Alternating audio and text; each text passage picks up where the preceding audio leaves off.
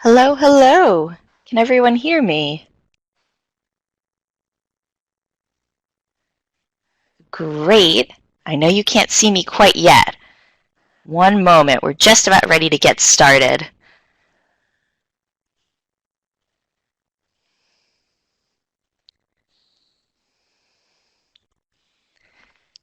So hello, can you see me now? Great, and you can see Luciana too. So before I go ahead and introduce Luciana, I want to thank you all for coming here today. It's great to see so many people from so many places around the world coming in the morning, the evening, afternoon, wherever it is, all for this wonderful webinar, Practical Classroom Ideas for Developing Young Global Citizens, presented by Luciana Fernández. So again, thank you so much for coming. We're so happy to have you here, and we really hope you find this presentation and webinar useful, interactive, and you get some really practical takeaways for your classroom. So thanks again for coming. And before we get started, I do just want to mention a few quick housekeeping notes to make sure you have the best webinar experience possible. First off, we recommend joining through a really strong internet connection. I know it's not always possible, but it does help with some of the connectivity issues that attendees sometimes experience. If for any reason you cannot see something on the screen or cannot hear, we do recommend just re-entering the room through the link that was sent to you to get back into the webinar. That usually helps with some of the connectivity experiences that some people might have. Also, we will be emailing you after the webinar a copy of the slides, the recording, as well as a certificate of attendance for joining us here today in this live session. So please stay tuned for that. We will send that in 3 days, within 3 days following the webinar. Great. So that's all I have for housekeeping notes. So without further ado, I am so pleased to introduce Luciana. Luciana Fernández is a graduate teacher of English who has been teaching English for the past 23 years. She specializes in methodology and teaching practice. She holds a diploma in educational research from the University of Cambridge. She is a reading and literacy expert and has been training teachers for the past 10 years. She's designed several presentations and courses for professional development, both in Argentina and abroad. Her presentation at our TESOL 2015 was selected to be presented at TESOL International as a Best Affiliate Session. And currently, she's a learning consultant and reader for National Geographic Learning. She's also a facilitator at English-Speaking Scholastic Association of the River Plate, where she trains administrators and teachers from bilingual institutions in Argentina. So enough from me. Without further ado, we're going to get this webinar started. And just to let you all know, we are going to kick it off with a few polls that will be brought onto the screen. So you'll be able to interact with those. So just stay tuned for that.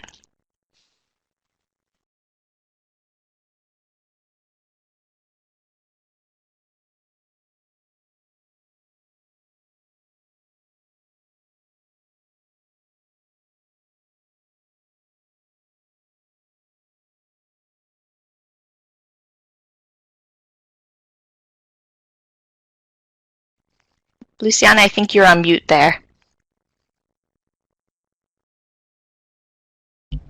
I am on mute. I am on mute. I am so sorry. Can you hear me now? Oh, thank you.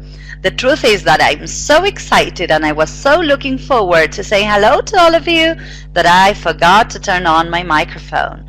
So I am really happy to read that now you can all hear me.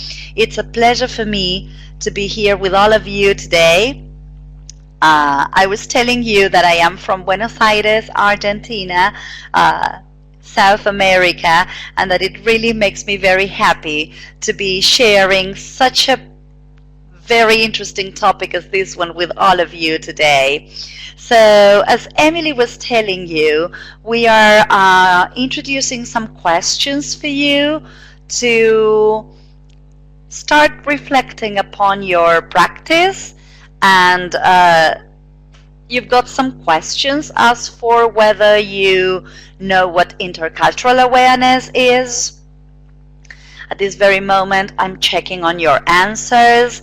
My first question is, do you know what intercultural awareness is? And my next question is, how much do you integrate culture to your language lesson? I see people participating very actively. Thank you very much. How important do you think integrating language and culture is? And okay, I still see all of you answering those questions.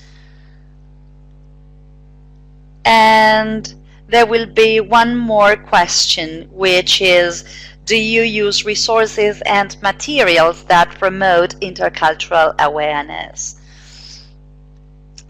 These questions are very important to get to, for me, mostly to see where you are, what you're doing, what your beliefs and assumptions and knowledge regarding the topic today are.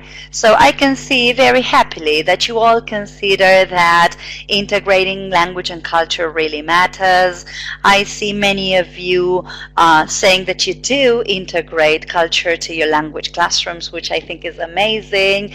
I see many of you also reflecting upon the kind of materials that you bring to the classroom, but I also see that some of you are not that sure, so I really hope that this webinar can help you have a better understanding of what global citizenship is, how you can integrate culture to your language classes, and of course, as Emily was saying, we really hope that you can take some practical ideas to implement in your own teaching contexts. So I have to thank all of you for having answered these questions, and what we are going to do now is definitely get started. So first things first, what we are going to do is define what global citizenship is. So as you can see, global citizenship is a way of living that recognizes our world is an increasingly complex web of connections and interdependencies, one in which our choices and actions may have repercussions for people and communities locally, nationally, and internationally. So this is what global citizenship is. And now what we are going to do is discuss what a global citizen looks like, because our very important role as educators is to raise global citizens, educate global citizens. So a global citizen is somebody who is aware of the wider world and has a sense of their own role as a world citizen. A global citizen respects and values diversity. A global citizen has an understanding of how the world works. A global citizen participates in the community at a range of levels, from the local to the global. And the global citizen is willing to act to make the world a more equitable and sustainable place. Now, something which is very important to discuss is the fact that the students, the young learners we are educating, they need to develop 21st century skills. Now, among the very many 21st century skills that we have to develop in our students, I would definitely say that global citizenship is one of the very important ones. Because to be effective global citizens, young people will have to learn to be flexible, creative, and proactive. They will have to be able to be problem solvers. They will have to be decision makers. They will have to be able to think critically, to communicate ideas effectively, and work well within teams and groups. So as language teachers, we have a very important role in teaching them the language that will help them communicate with people from all over the world. But it's not just teaching them the language. So what we are going to explore in this webinar is how is it that we can develop both language and critical skills such as global citizenship or intercultural awareness is simultaneously. So why is global citizenship education needed? I've got a quote by Jerome Bruner there, which says, education must be not only a transmission of culture, but also a provider of alternative views of the world and a strengthener of skills to explore them. So, when I was a little girl and I studied English, I was introduced to the culture of English-speaking countries. But in the kind of world where we live today, it's not just showing you or showing our students other cultures, but it's also working towards the understanding of other cultures, exploring our cultures, and of course, comparing and contrasting our own culture to other cultures to find that in spite of differences, there are also similarities. And this is going to help our students become more tolerant and more interested in the world out there beyond their local reality. Am I going very fast? Do I have green lights to move on? Yes, okay. I can see more people joining me. Thank you very much. So great. Let's move on. So why does it matter? Why is it that as an educator I really need to pay attention to whether I am developing global citizenship? And I've got another very nice quote that I brought for you saying that young people are entitled to an education that equips them with the knowledge, skills, and values that they need in order to embrace the opportunities and challenges that they encounter and to create the kind of world that they want to live in. An education that supports their development as global citizens. So as you can see, I've highlighted some words there, such as knowledge, skills, and values. That is what I need to bring into the classroom so that we hopefully, as educators, make our contribution to create, to raise students who will definitely change certain things to live in a better world. So, you are probably now wondering, what does global citizenship look like in the classroom? So far we have defined what global citizenship is, and we have also described a global citizen. What is it that a global citizen knows and how he or she behaves. So now we are going to look at global citizenship in the classroom. So I tried to comprise like the most important kind of activities that we can bring into the classroom, not only to develop language, but also to develop global citizenship. And this is more or less what we are going to discuss today through very practical activities. So global citizenship in the classroom opens up for discussion and debate. And today I'm going to give you some help as from how to implement this in your classes. Role play is also a very good idea to bring into the classroom to develop global citizenship. Ranking exercises. Ranking exercises help us see how important students, for example, consider certain things are. And of course, ranking exercises are very good if they can be done in groups, because you have to come to an agreement and there is some discussion and the interaction, and it's really very important. Now, global citizenship definitely brings diversity of identities and cultures into the classroom. Of course, critical thinking is very important, and opportunities, plenty of opportunities for students to express their own values and opinions, because this is what critical thinking actually is. It's coming to an opinion and coming to express what you want to say, always trying to explore things from different perspectives. Now, so what does global citizenship education look like in the classroom?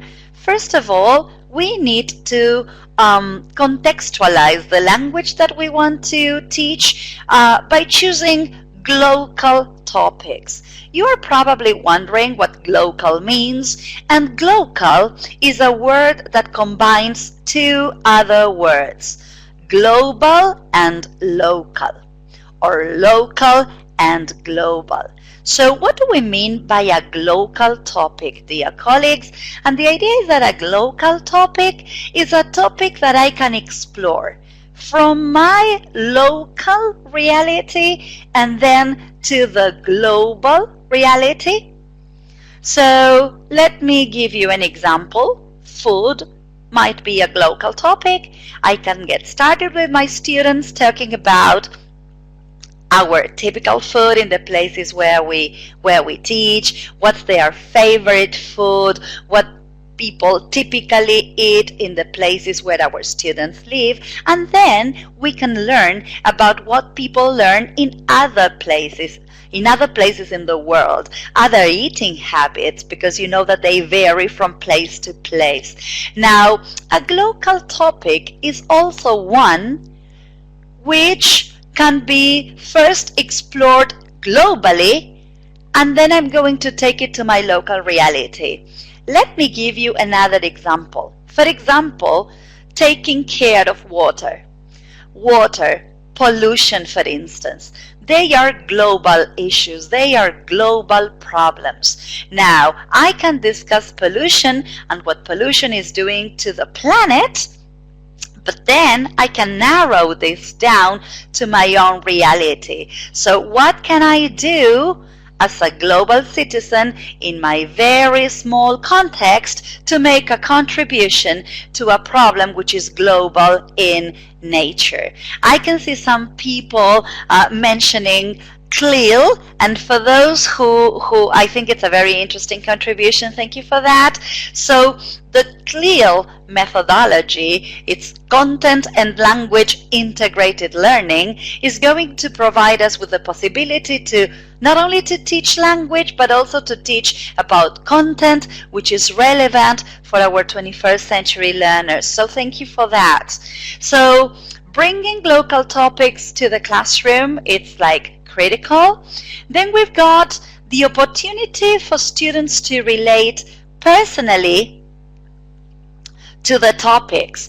That is to say, this is, you will agree with me, this is vital. Students need to see that what they are learning is absolutely relevant to them. So the choice of local topics is going to give our students the possibility to know something about it, but yet learn something new about it. And they will feel that they will have a very active role to play in the possible solution of something, or by the end of the unit they will discover that in other places they don't do things the way I do it, and it makes me a more tolerant and understanding person of the world where I live. And definitely bringing the world to the classroom. This is a generation of students who might have possibly more probabilities to travel and visit other places in the world.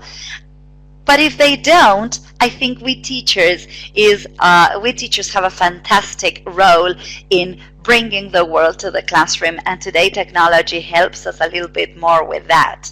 So I just want you to, I'm reading very interesting contributions, like relating the examples to their personal life increases the retention of information. Absolutely, Adriana, I absolutely agree with you. So I am bringing something else to our discussion today, and I am quoting now Luke Prodromou, 1988. Look at the questions Luke came up with in the 80s. And the truth is that by looking at the materials that language teachers were using, he came up with questions such as, what cultural content does the book contain? Is it just target, local, global? And how is this presented? I want you to start thinking about the materials that you are using. What cultural content does the book contain? When I was a little girl, it was definitely just target. I was learning about the target culture. Now, the other question that he came up with is, does the book have an international feel and look, or does it focus on a particular context? And if I go back to the times when I learned English, it definitely focused on only one context. I can see many of you having gone through the same experience. Does it address real world issues, or is it contrived, trivial, and or stereotyped? And there is another word that has appeared here, stereotype. And the truth is that if you start reflecting upon these questions yourselves now in the year 2018, I think these questions are absolutely relevant. We need to go global. We need to bring materials that have an international feel, and we definitely need to break up with stereotypes. Now, there's a very interesting quote here again, and when I read this, it really made me think, so I thought it was worth sharing this with you. When students enter the classroom, they sometimes leave their three-dimensional humanity outside and enter the plastic world of EFL textbooks, where life is safe and innocent and does not say or do anything. Most textbooks present an Anglo-centric, male-dominated, middle-class utopia.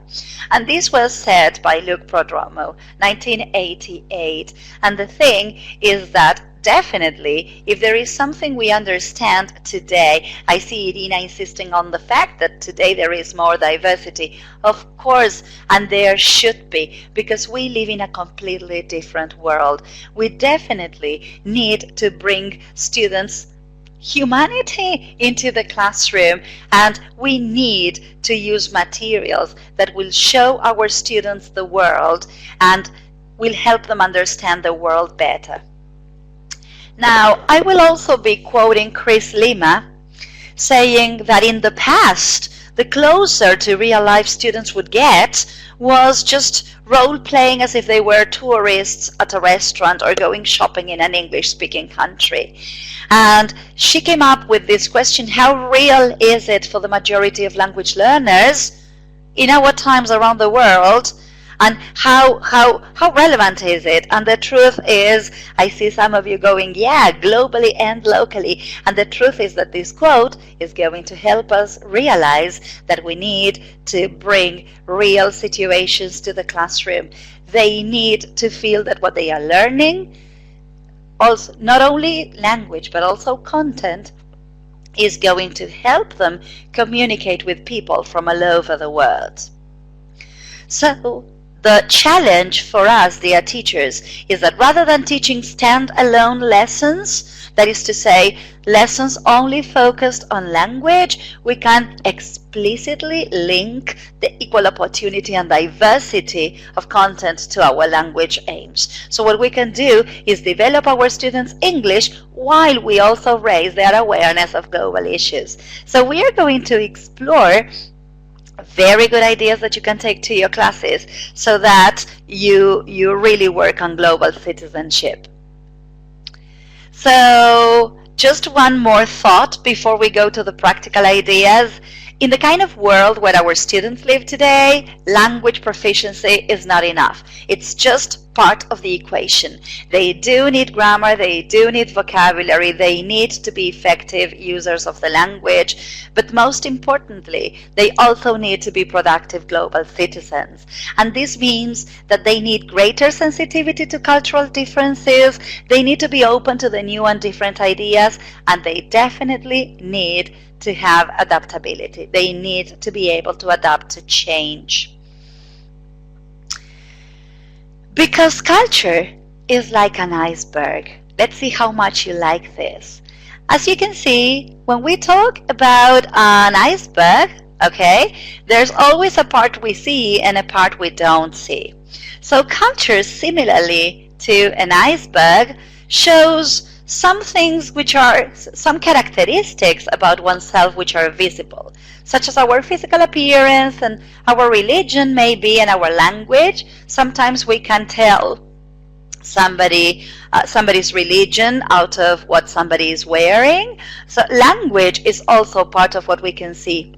But then there's a huge part that has to be part of culture, which we do not see. And those are our beliefs, our thoughts, our values, and our attitudes. So when we talk about global citizenship, it's not only staying at the part of the iceberg that we can see, but also it's about making visible the part which we do not see. Our beliefs, our thoughts, our values, our attitudes are part of culture. So it's really very important that as teachers who want to educate future global citizens, we work on both parts of the iceberg. I am really happy to read that you find this really very illustrating. I thought so.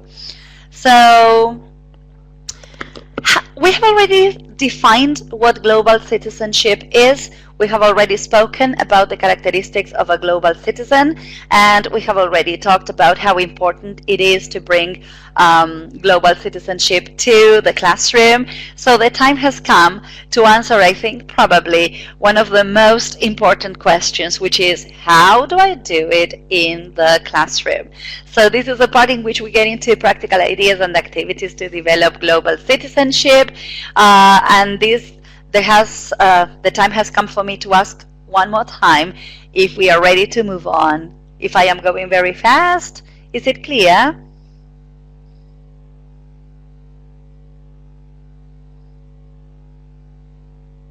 I see some people talking about how important it is to work with all this. I am so happy to read this. And you know what? I am convinced that having so many people interested in this is definitely going to make a change in education. Great. Let's move on, people.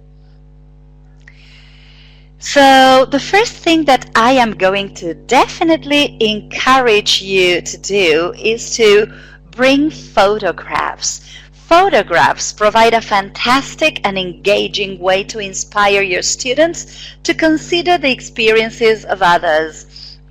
Of course, they can be used as a starter activity to encourage deeper thinking on a global topic.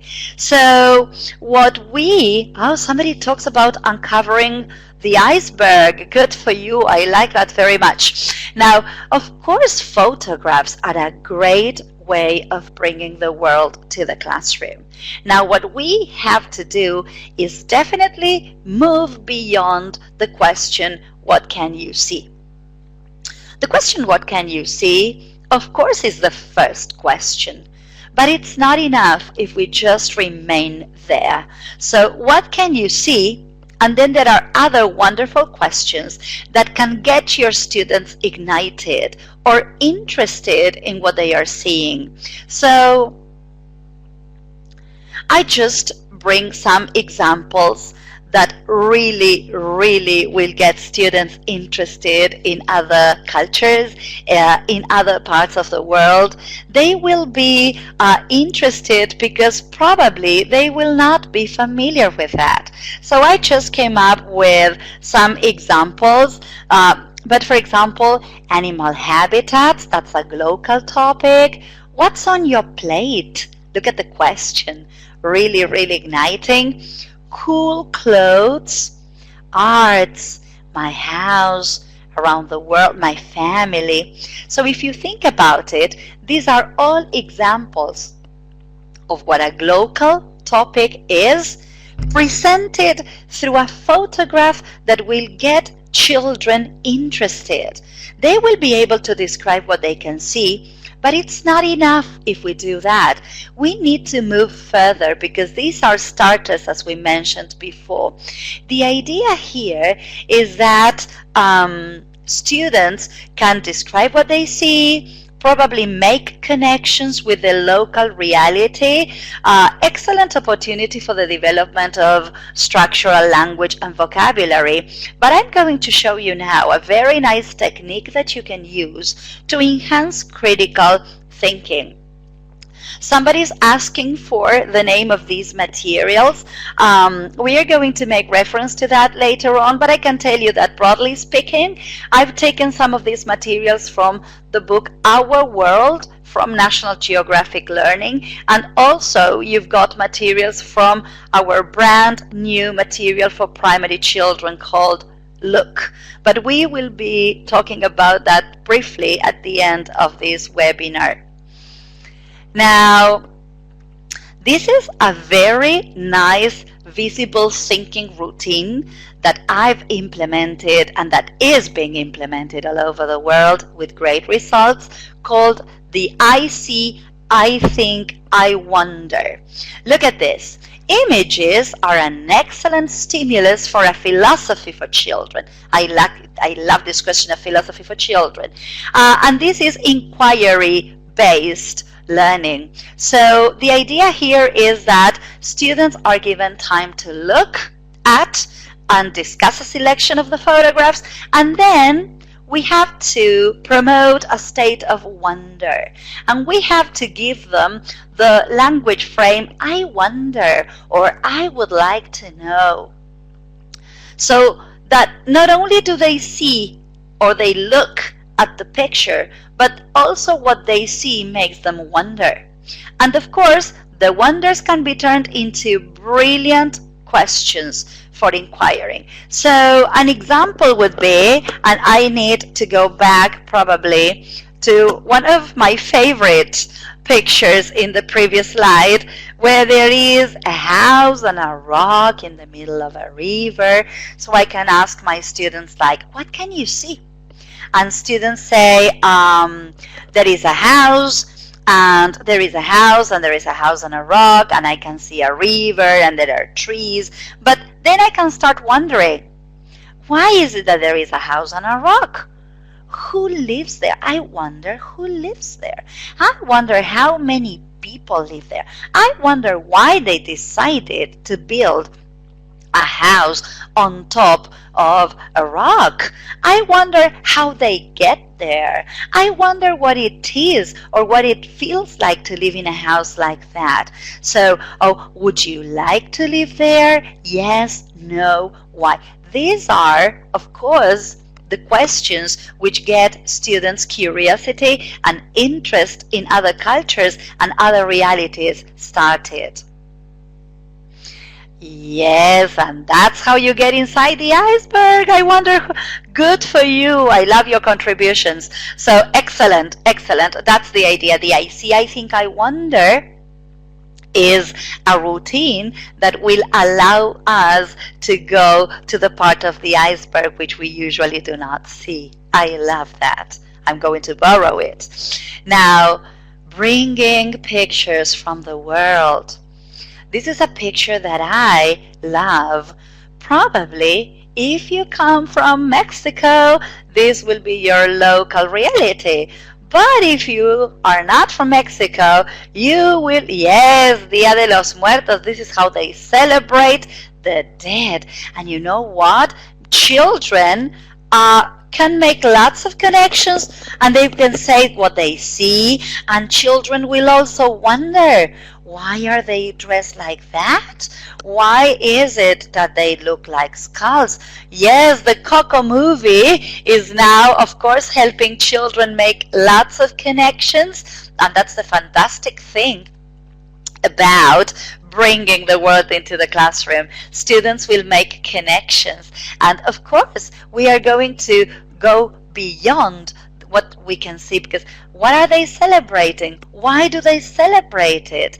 And for example, is this celebrated in your country? Yes, no, why? I'm just showing you the very many opportunities that bringing photographs to the classroom provides your students with, not only for language development, but also, of course, for thinking skills. So this is what the I see, I think, I wonder, okay, routine looks like. So, oh, they are also telling me that it is celebrated in Romania. You see, this is what happens. The more you get to know the world, the more you know about it. I see, I think, I wonder as a routine starts with my questions as a teacher with, what do you see?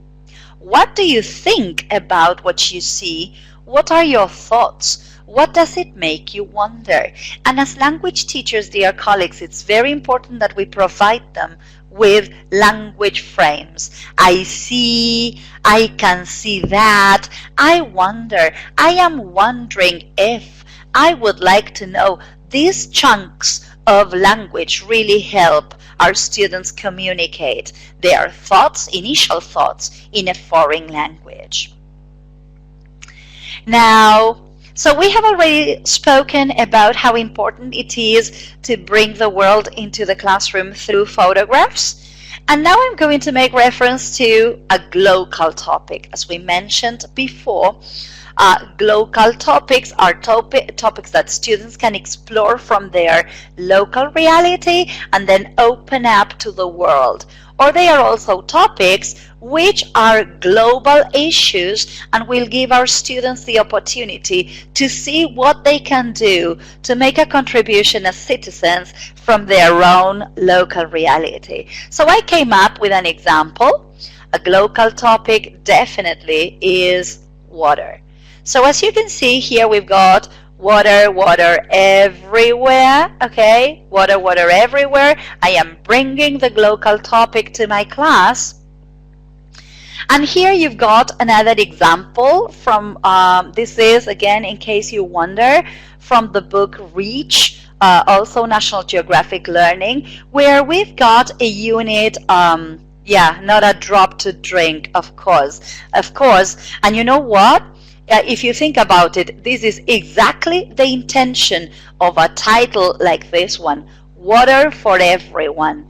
Believe it or not, for some children, maybe this is what they think, that there is water for everyone. So the true intention of global citizenship education is to bring a title like this one, is there water for everyone? A big question. So essential questions are really very important. Look at this. Where does water come from?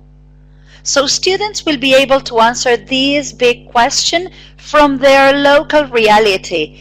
And of course, dear colleagues, they are answering from what we call their schemata. Schemata is my prior knowledge, my beliefs, my assumptions, my experiences. So the fantastic thing about bringing a big question, or what we also call an essential question, is that students will answer this question from their schemata as it is at that particular moment.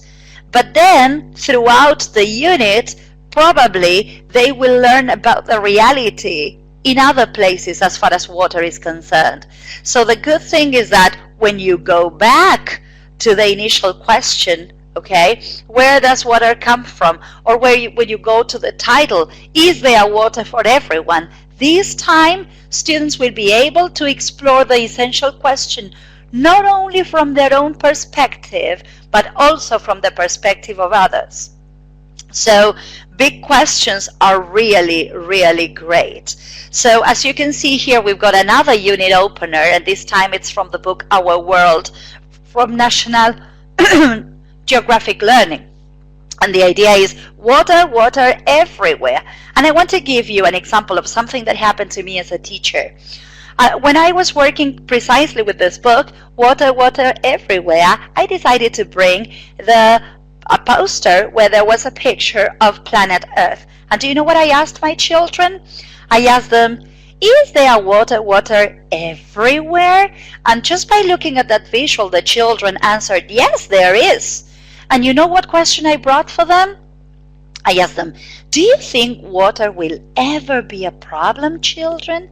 And of course I was teaching children in Buenos Aires, Argentina, and the children very confidently answered that we would never have a problem with water because there was so much water. And I jotted down their initial thoughts, and then we learned other things, such as I asked them, there's plenty of water to drink then? And one of the kids said, I don't think we can drink the water from the oceans.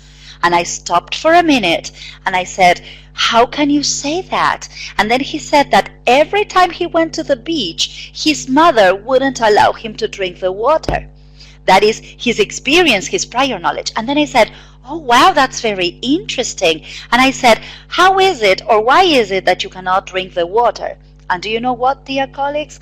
That little child had never been told why. And I am pretty sure that that day he left the classroom, going back home with one and only one intention. Ask your mother, why is it that she doesn't allow you to drink the water? And do you know how I know that? Because the following day, he just couldn't wait to come and give me the answer, which means that I activated part of his prior knowledge, but I also activated what he didn't know. And when he came up and shared with the rest of the class that we couldn't drink the water, there was a very young little girl who said, oh my, then probably we will have a problem with water in the future if we are not careful. And the children started making connections. We have to stop polluting the water. And of course, we presented students with the reality with water in other places in the world. And students came up with knowledge as for there isn't water for everyone. And you know what? When you become aware of the lack of water in other places, something happens in children. They want to start taking care of water from their own reality. And this is what global citizenship is. It's about empathy also. It's not about my own local reality. I need to bring the world to the classroom because it's going to open up my perspectives. Now, there is also a visible thinking routine that I really think that you will enjoy, which is the KWL chart. What I know, what I wonder, and what I've learned. And this is a wonderful, wonderful visible thinking routine that you can use when you start a unit with a local topic. So for example, let's talk about water. What do you know about water? And also, what do you wonder? And also, of course, going back, as I said before, when I say going back is as we read more things, as we do research, as we watch videos, with the multiple access to materials that we've got today, students will definitely go back to the last part of the chart and find that they've learned so much more.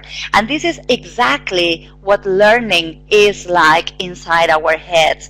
We are constantly activating our prior knowledge and our prior beliefs and assumptions and feelings, and then after learning, we need to be confronted with what we've learned to probably discover that we have changed some of our ideas, some of our beliefs, and some of our prior knowledge definitely as well. Now, this is what I was making reference to before. In that unit where we get the big question, where does water come from? Not only children will have the chance to answer from their own local reality, but for example, this is what I am telling you. Through a magazine article, they will learn about play pumps, okay? So these are children who play, and as they play, they pump the water, because of course the access to water in this place in the world is not as easy as it is in other places. And I am telling you, as a teacher who has been teaching global citizenship for quite some time, it's amazing to see in very young children what happens when they are able to see what it is like in other places in the world. It's really, really wonderful, and it's called empathy. It's empathy, and empathy is gonna definitely change the world.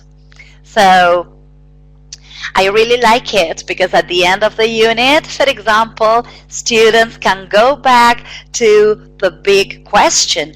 which of course now they will be able to answer from different ideas. And something that you really want to look for in new materials that really want to develop global citizenship is engaging children in projects, campaigns, for example. One of the things that I did with children when we finished this unit was, designing a campaign so that everybody at school could do something to be responsible with the use of water. And I was amazed to see that the families from the children would come and tell me as a teacher that they were really making everyone aware at home. So that is what a global topic does. They are making a small contribution to a big issue. That is what a global topic is. And the fantastic thing about projects, and Patricia, thank you for your contribution, is that projects will allow students to work collaboratively, interacting, and of course, being really active in their learning. Now, the other very big thing that we can do to develop global citizenship is inspire our children to care for the planet. This is again an example of, a small contribution to a big issue. Excellent contribution there too. So we can it's about bringing role models to the classroom, you see. So for example, in National Geographic learning, we believe in getting students to know people who are doing wonderful stuff for the planet. And it's great because they come from different fields, and even if they are photographers, or if they are biologists, or even if they are artists, through their work, they are making a contribution. I think that we have to, as educators, understand really the power that we have to inspire children. And if they see that somebody is doing something wonderful for the planet, they probably will think to themselves, hey, I would really like to do something myself. And if you think about it, this question of bringing local topics does that, okay? And of course it improves their general knowledge, absolutely. So as you can see, what an example of what you have there on the screen, also from the brand new book Look, is that we will be working on a video session, and students of course will be developing their listening skills, and of course they will be learning vocabulary, and I am going to keep my students engaged in a video session. But so much more is going on here that meets the eye. What am I saying is that not only am I developing listening and viewing skills, and students will be thinking critically about videos, but they will get to know about a person who is really doing something relevant. So it's really, really very important that you start noticing in materials where, for example, there is a moment in which students are engaged in discussing. So as you can see here, we've got a video session, and of course students are choosing the correct answer, and of course this is the typical listening, which is so important for the development of language. But we are not staying there. We are moving into, okay, questions that really enhance critical thinking. So what do we do with the content? What do we think now? Has it had an impact on us? And I think it's really very important. And we definitely can make lots of contributions, and students can, for example, compare and contrast. They can give their opinion, and definitely this is an example of what a role model is. Somebody from a completely different culture doing something that causes an impact. And this is the kind of spirit that we want to raise in our students. Now, yes, it's about inspiring them. What can I do for the planet? So the fantastic thing is that when you bring local topics, students can explore it from their local reality, they can explore it from the reality of other places in the world, and then of course as teachers we can do wonderful things with inspiring them and encouraging them to do something. So as you can see here, we've got children who have decided to do something for the sake of course, water and keeping a healthy diet and also recycling. So the good thing is that when children really learn about it and the importance of the topics that we explore in class, it's great to engage them in projects, because this is where they will really be putting to the test these skills for the 21st century, which are so critical, such as collaboration, communication, critical thinking, and definitely, you will agree with me, creativity. Because you don't need to tell them how. Children can design it. They can be designers of a campaign, designers of posters, designers, thinkers, problem solvers at a very small scale. What do you think about that? I am so happy to read your comments. I think we've got a lot of work to do, and our students will definitely enjoy it. Now, I just want to show you a little bit more of what a local topic is. For example, reducing, reusing, and recycling. Just look at what a visual can do.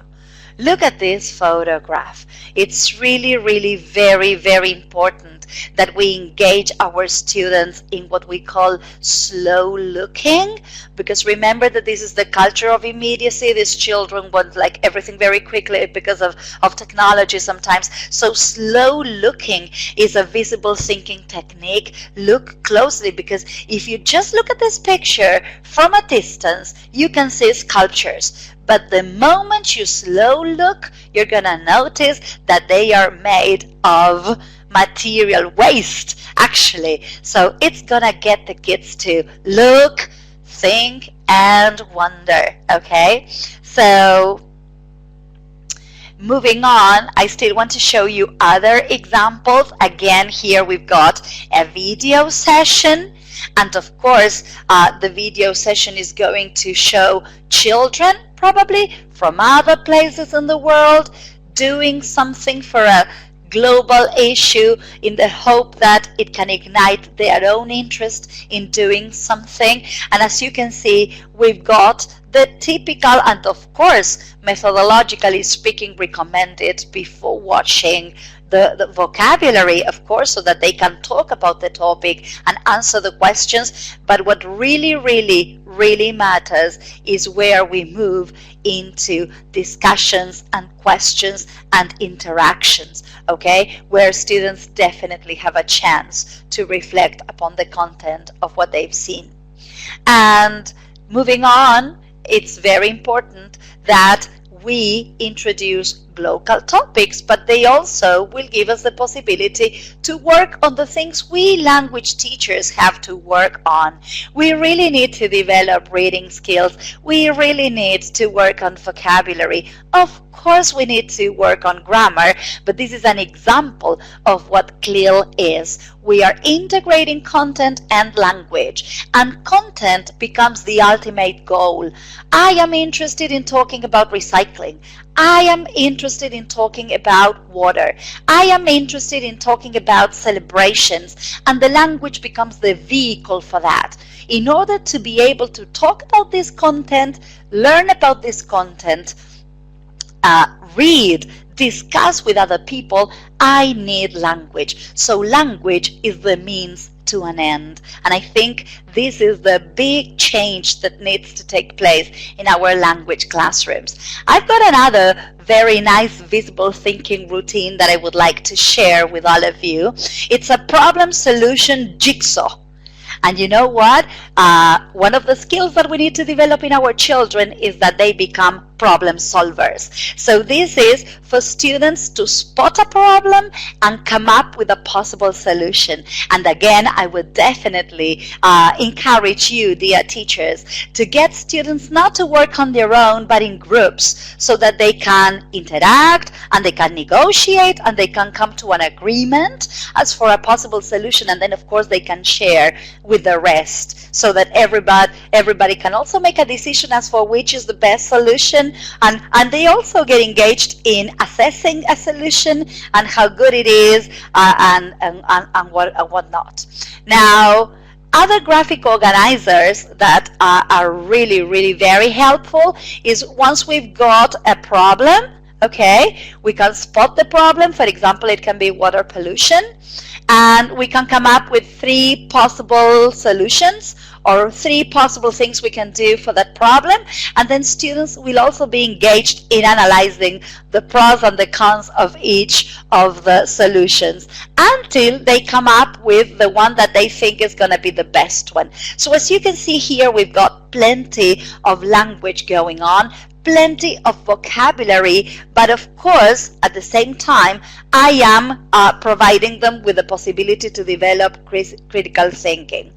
Now, I hear somebody saying that this is difficult. I think that the biggest or the most important weapon that a teacher can have is why you decide to do things. There's plenty that you can do from a very, very small contribution. So start thinking about implementing photographs. It's not, dear teacher, that you need to bring all this to the classroom. Baby steps, but definitely even the smallest thing you do is going to make a contribution to the development of global citizenship in your students. Now, I also like engaging students in a research project, as I mentioned before. So for example, here you've got a template for a research project. This is my topic, and this is what I'm going to do, and these are the 3 interesting facts that I learned. Something that I'm still wondering. It's very important to push students into wondering. Another very nice template is this one, which you've got over here. Questions that I've got about my topic. So, okay, I want to know more about this topic, what I discovered during my research, and of course the sources. Together with all the things we've been discussing, it's really very important that we teach them to do research, because our students have lots of access to information, but they definitely need to learn where to get information from. So this template helps them get the sources. And of course, there's plenty of, and this is material that luckily we've got online today also, because teachers are doing wonderful things. A very nice thing that I would suggest is having icebreaker cards. And icebreaker cards are, for example, cards that have a very simple image and some questions for discussion. This is in case you want to get the children together, and of course they can have questions that they can reflect upon, and then they can share. Somebody mentioned today a routine called Think, Pair, and Share, which I really like. Bring questions, give the children time to activate their prior knowledge, and then give them the chance to discuss with each other. So it's really very important that we promote lots of communication and interaction. And as I was saying before, look at this wonderful image. And these, you know what, dear teachers, these are children going to school. This is how they go to school every day. And you know what? I used to have students in my classes complaining about coming to school by bus. And when they saw this, I can definitely tell you that they felt empathy. So it's really very important to bring the world to the classroom. And of course, there were some of my children aged 8 who said, my goodness, dear teacher, nothing can be done so that they go to school more comfortably. And that's the kind of attitude that we want. We want them to believe that they can do something to change things the way they are. So of course you can start talking about Of course, values. Yes, thank you very much, dear teacher. What it is to commute and how is it that people definitely commute differently. So I keep on moving. I've got some minutes left to finish this webinar, but look at this and how you can do this with very young children with very simple level of English. Keep it clean, okay? Look at a title that we can already discuss. Look at the photo. Take the words that say what's happening. So I'm working with vocabulary, and we've got the children cleaning up a beach, and this of course allows for so much discussion and definitely language development. And of course, as you can see, this is the way in which we are integrating, of course, language and topics. So as you can see, we still teach them vocabulary, they are still doing reading, and we are working with listening, and students have the chance to develop their reading. But some elements that you really want to look for in the materials that you're using to make sure that you are developing global citizenship is the questions like, what do you think? What's your opinion? What is it that happens in your local reality and the world? People keep asking me. This is not our world. This is the brand new look book from National Geographic Learning.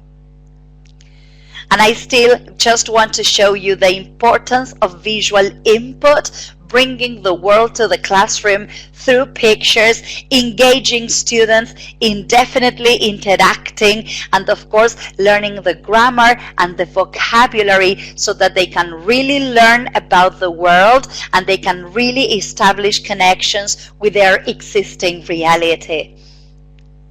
Look at the pictures. How amazed are you? And something else you want to really look for in the materials when it comes to developing global citizenship is that children have the chance to develop projects. Okay, remember all the skills that students will develop. So remember also to bring values.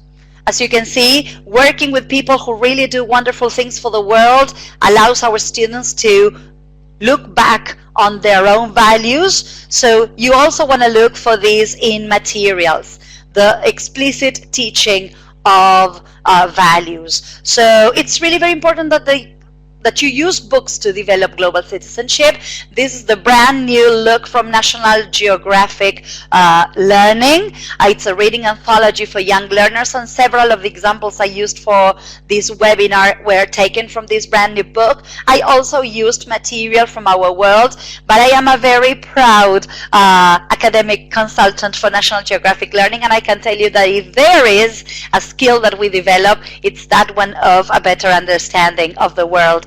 After all, National Geographic has to do with the world and everything in it. And one more wonderful thing is bring literature to your classes. There's plenty of beautiful fiction that has to do with different parts of the world, as King Midas from Greece. And as you can see, these are our world readers. So it's not only fiction but non-fiction, which is also an excellent opportunity to bring the world to the classroom, and it helps the students to activate prior knowledge and also to wonder and also to think. And yes, visible thinking, because remember that visible thinking is making the part of the iceberg we were talking about before, which is invisible, visible. So how can students compare and contrast through a Venn diagram? How can they make connections, the text or the material with myself, with my knowledge of the world, with another text? So I would like to finish this webinar with, I just thought this artwork was so cute because it's my house, my city, my state, my country, my continent, my planet. And this is, okay, I'm going to start very small so that I can make a contribution to the world. And I am quoting here, of course, Mandela saying, education is the most powerful weapon which you can use to change the world. So I really, really, really believe in the power that we have to definitely have students who will do wonderful things for this planet. So people, I have to thank you so much for having shared this webinar with me today. Thank you. I'm reading your lovely.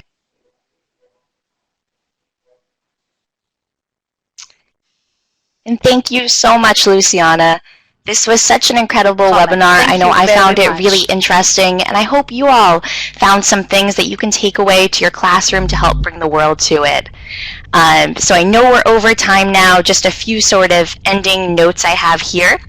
Like I mentioned at the beginning of the webinar, we will be sending along the slides, a recording of the webinar, as well as a certificate of attendance to you. And you can expect that in the next few days following the webinar. We also have a survey that you'll be directed to once this ends, and we'd love to hear your feedback just so we can help inform webinars in the future. And if you are interested in joining any webinars, we do have them for young learners, teens, adults, and you can find out more about them on our site here and register. We'll have about 13 in between now and December, so we definitely hope we can see you again. We also have a blog for teachers of English, and Luciana is a contributor to the blog, so if you liked her ideas today, definitely be sure to check that out, as well as our social channels on Facebook, LinkedIn, and YouTube. Now, the last thing, if we still have a few people here, I just want to show you. I know Luciana mentioned that several of the examples today were from the new 7-level Young Learner series, Look. And so I do have a short video I just want to play for you. It's brand new, so you're some of the first to see it. For anyone who's still here today, yep, I see a few. It's about 40 seconds long, and I just want to play this. All right.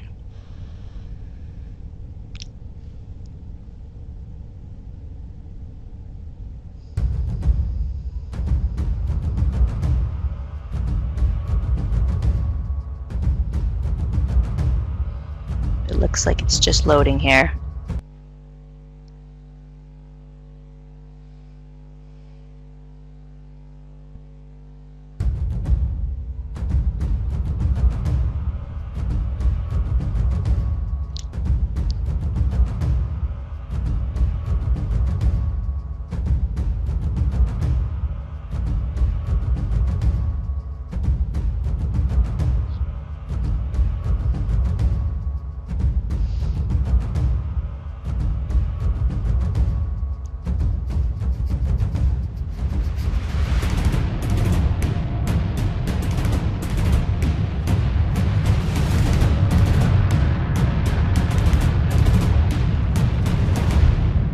So I hope you all could see that. If you could not, don't worry. It is on the website that you'll be directed to after you fill out the survey. But we're really excited about it, as well as our other Young Learner series, Our World, that was also used in this today, as well as Impact for Teens. So again, thank you so much for attending. I'm going to send you all to the survey now, and we will have a second session tonight of this same webinar. So thank you again, Luciana, and thank you all for attending. All right, enjoy your evening, morning, afternoon.